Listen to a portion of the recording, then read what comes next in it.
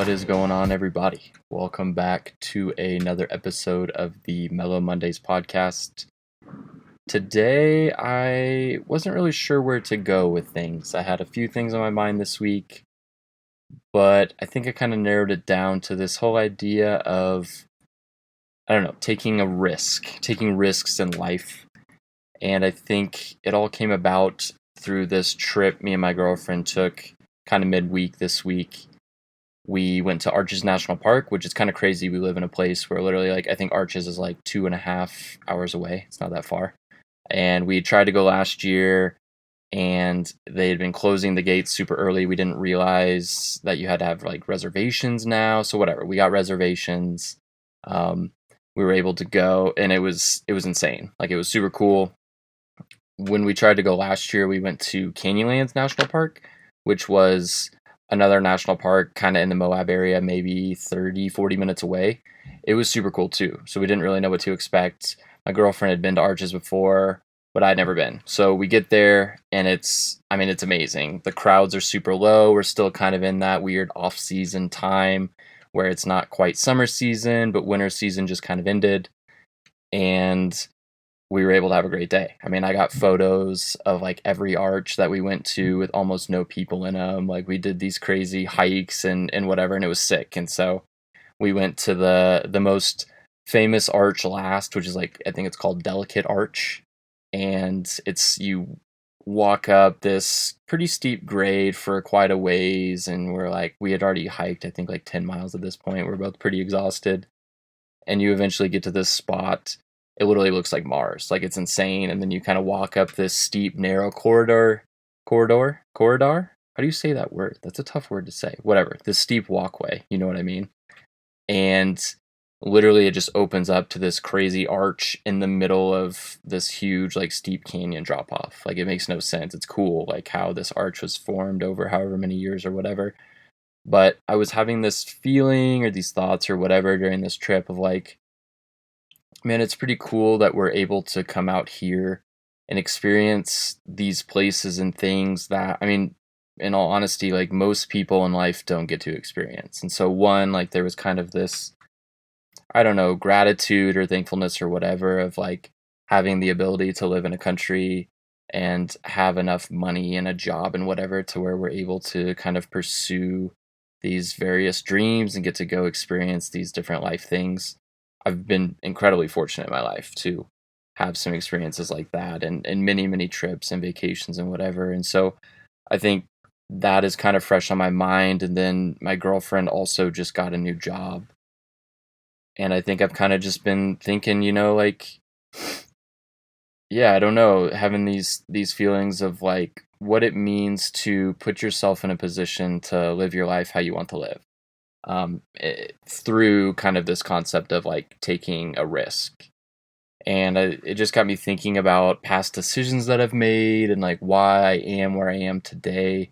This whole like being a fly fishing guide thing came out of kind of very minimal conversations and just a desire to pursue something different and to take a risk in that. And I don't want this to come across as like, oh, look at my life, I've taken this huge risk, I'm so cool. Like, that's really not where this is coming from. It's just, I have a lot of people say to me and to my girlfriend, oh, that's so cool what you guys are doing, I wish I could do that, or that's so amazing, all these different accolades or whatever, these things, when I think in reality, anyone could be doing what we're doing. Like, anyone could take these steps, take the risk, whatever, and be in the position we're in. But there's this whole thing of fear and this feeling of stepping into something new and different that is really, really scary. And like, this whole process for me has been very scary. And there's been a lot of stressful times and a lot of moments where I'm like, why are we even doing this? Like, this is insane.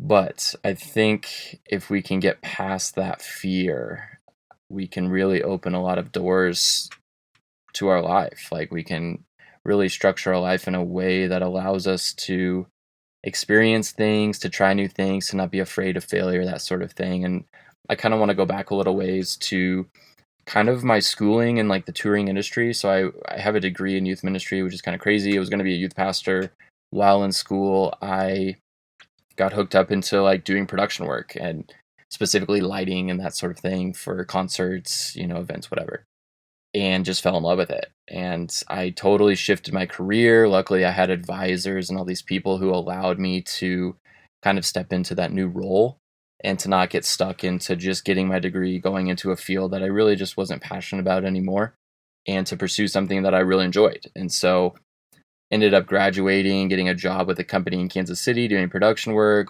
Long story short, I ended up getting hooked up with some guys who were in the touring industry. And that's kind of how I got into touring.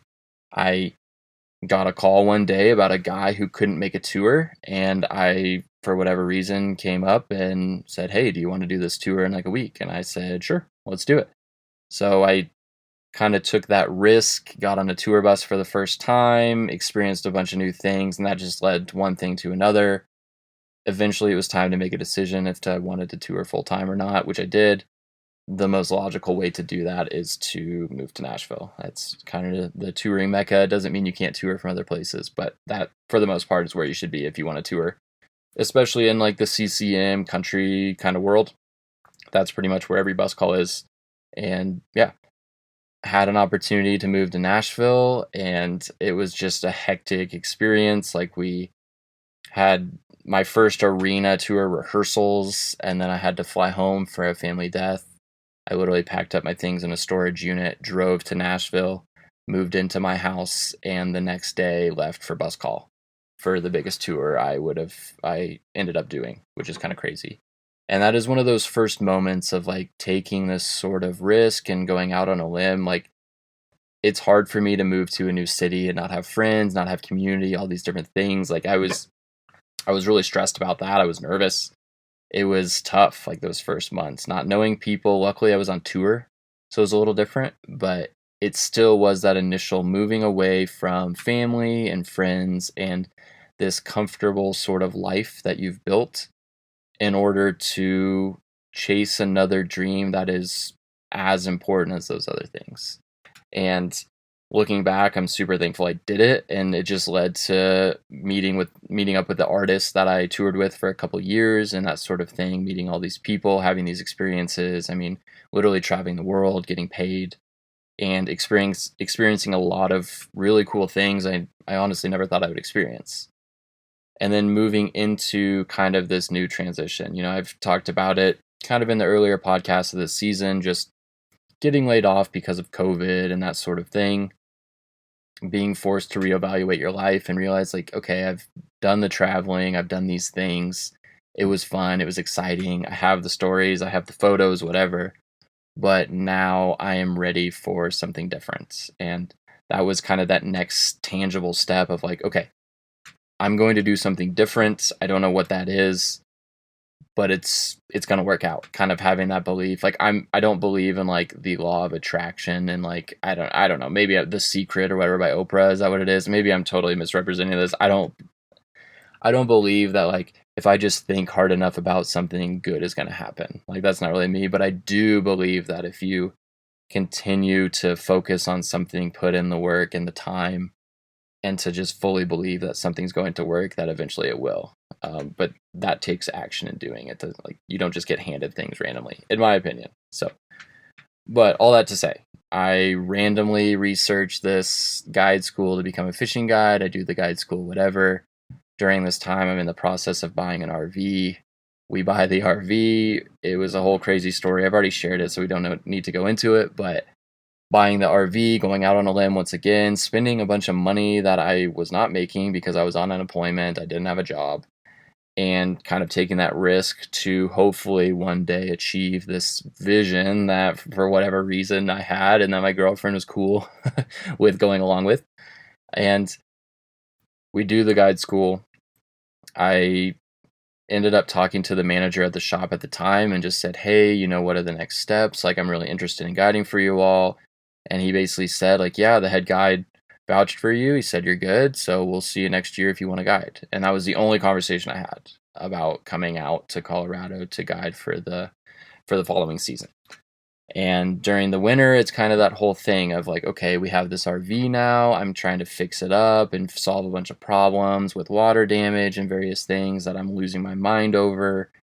and having those regrets of like, why did we do this? Like, I bought this RV. We're literally moving 800 miles away from family and friends again. Like, I don't want to do this again. It's that fear.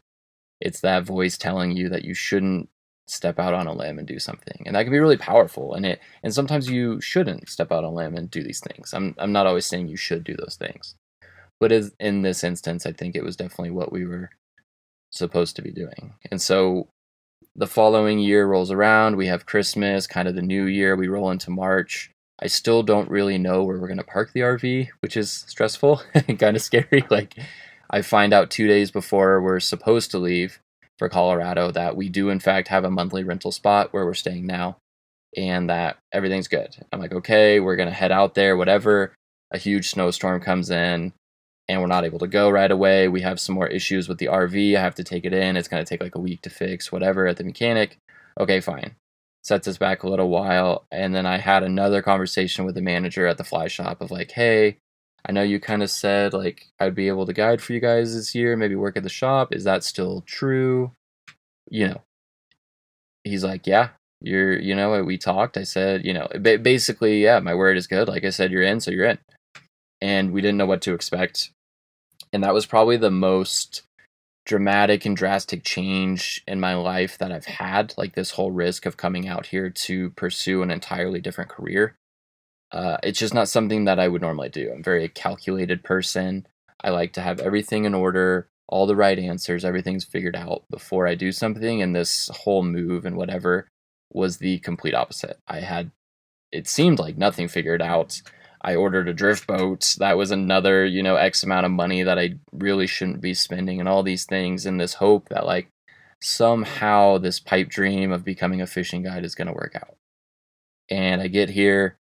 The following day we get here, I'm going to go fish one of the rivers in town. I just stopped by the shop just to introduce myself, said, hey, that sort of thing. And the conversation turned into, hey, what are you doing tomorrow? I was like, nothing. He's like, well, do you want to start working in the shop? I was like, sure. It was just one of those reliefs. It's like, okay, we moved 800 miles away and I have a job. Like, I have an income at least 2 or 3 days a week. I am moving towards this goal, at least in some way. And it was hard and stressful. I'm not making light of the struggles that we did have. I mean, anytime you move across the country to a new spot with no friends. I mean, we do have a little bit of family in the area, but it's still tough to see them all the time. So there's still been a lot of hardship throughout this move, and we're still kind of building that community, getting settled, trying to build these relationships, that sort of thing. But it was that relief of like, okay, the first part of this journey has at least worked out. Like, I at least have a job. My girlfriend was working from home, so she at least still had a job as well. And we'll figure the rest out. And as the year goes on, there's some trials and tribulations and there's ups and downs and whatever, but I ended up doing like, I think it was 50 guide trips for the year, which for a first year guide, I was very excited about. And the people I talked to at the shop and stuff also were like, yeah, that's really good for your first year. It was just kind of one of those combinations of coming in that year after like heavy COVID, people were out traveling, a lot of trips. And I was really able to kind of establish myself, establish this foundation here in the valley as a fishing guide. And I have a million things to learn. I'm not saying I'm there yet, but being able to get those trips and to take those steps really gave me that confidence of like, okay, everything is going to be okay. Everything's going to work out. Like we're going to figure it out.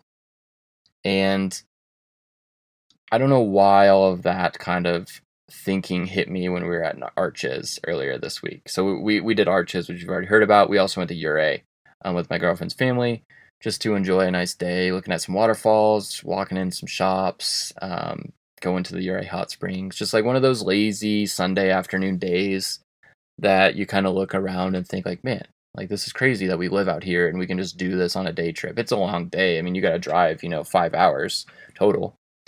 But we could just go and do all these amazing things that most people can't do. And my job schedule allows me to have certain time off during the off season, that sort of thing. But it just had me thinking about this idea of taking a risk. And I also just saw that with my girlfriend getting a new job.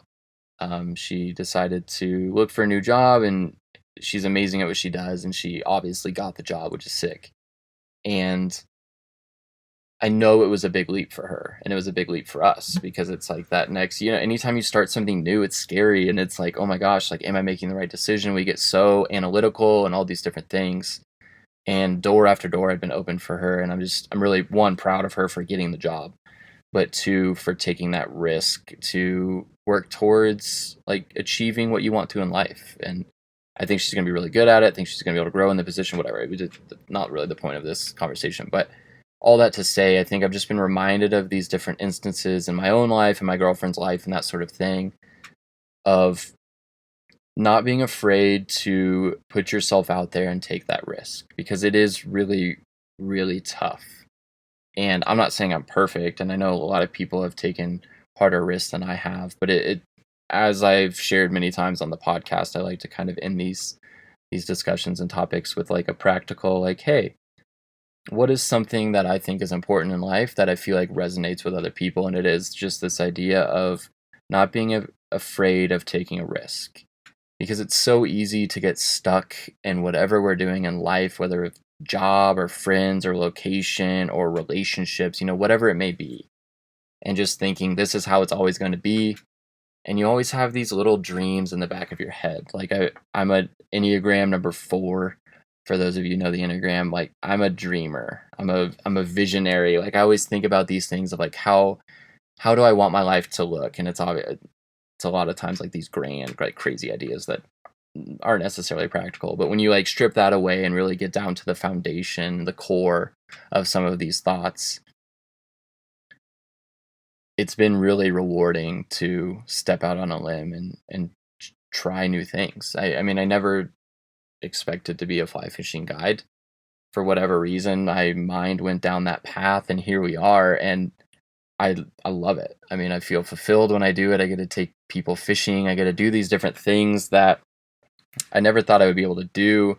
We have this experience of living in the RV and learning and growing. And some days I just want to sell the RV and never think about it again. And some days I just like, I'm so lucky and I cannot believe that we get to have this experience and get to do it. And that reminds me of like conversations. I remember my family came to visit me in Nashville a couple years ago, and I talked about then like wanting to live in a van. Like, like I've always had kind of this dream of living in some sort of vehicle. I don't know why. It's probably just most guys like think it'd be really cool to do. But I'm thankful that I have a support system in my life, my girlfriend, my family, who supports like these decisions and cheers you on and that sort of thing. It's easy like when you get put in a box, like when other people are like, oh no, you can't do that. Like, you need people in your life who are willing to support you and to cheer you on, and also challenge you and ask the tough questions and make sure that what you're doing is like makes sense. And you can't just like throw everything away for this pipe dream that's never going to work. Like, there has to be some sort of balance. But if I were to leave you all just with kind of my, Austin's thought of the day, it's just that I think I see a lot of people in life getting stuck in doing something they don't want to do and feeling like they can't do it. And I think I want to challenge people to really look at your life and see, what is it that you really want to do? Like, how do you want your life to look?